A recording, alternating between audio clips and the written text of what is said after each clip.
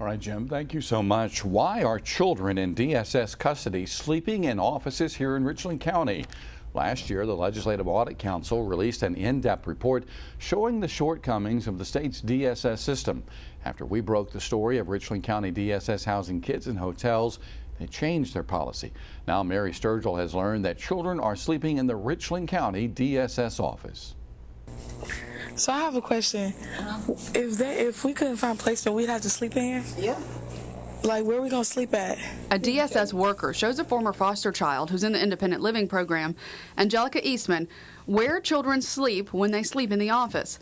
She says caseworkers have told her numerous times if they cannot find a placement for her, she will sleep in the office, but she has refused. For real? We make a pallet tonight? You make a pallet, sleep up like this? Get away. The now 20-year-old was in foster care for 16 and a half years.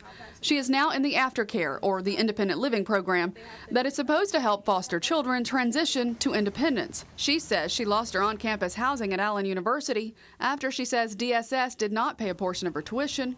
And with no home, she says DSS caseworkers told her she would have to sleep in the Richland County DSS office with the other children they did not have placements for. We don't know if we're going to find you any placement. We've been short on homes for 2.5 weeks now. We have no placements for anyone.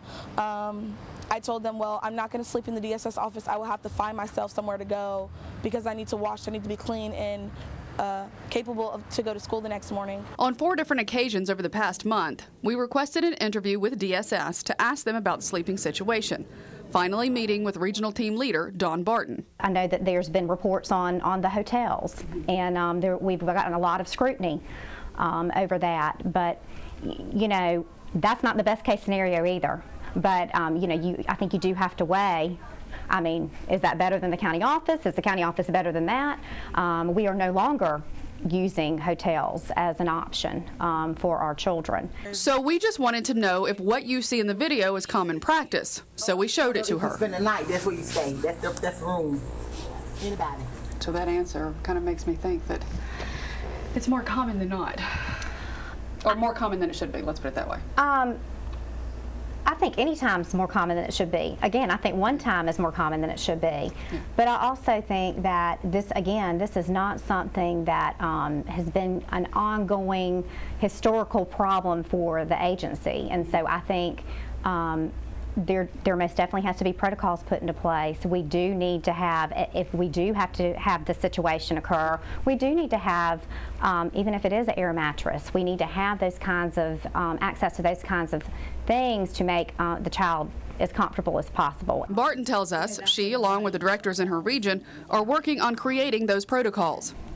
And included in would be just an area specialized if we are in that situation. I'll tell you, some of the county offices are just not equipped, frankly, to handle children sleeping there every night. Now we have purchased air mattresses and things that can be utilized in those type situations to make it a little bit more comfortable for the children.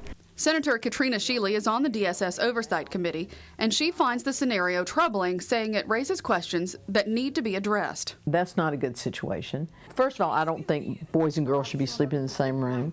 Where is is somebody else, is an adult supervisor sleeping or not sleeping, staying awake all night watching these children in this room with these kids? Meanwhile, Eastman says the reason she came forward is to show how the system is broken so it can be fixed. I just want, by someone hearing my story, that they can help these other children, these babies that are sleeping in the office, get them somewhere that they can be safe at instead of being held by DSS.